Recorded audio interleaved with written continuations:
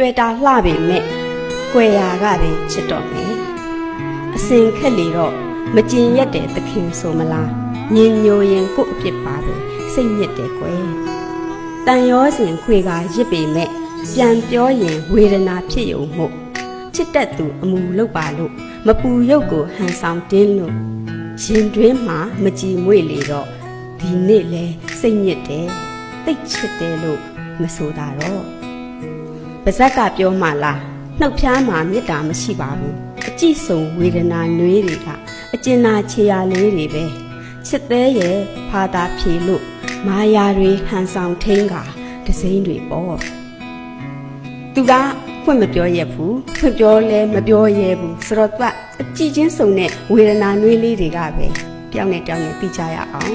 မာယာတွေနဲ့ကိုယ်လည်းမာယာနဲ့သူလည်းမာယာနဲ့ပဲထိန်းလိုက်ကြရအောင်ဒစိမ့်တွေလိုပဲနေကြရအောင်လို့သူကရင်းနှီးရခံစားချက်ကိုဖုံးကွယ်တဲ့ကြပြားလေးကျွန်မအဲ့ဒီကြပြားလေးနှစ်ပုဒ်ကို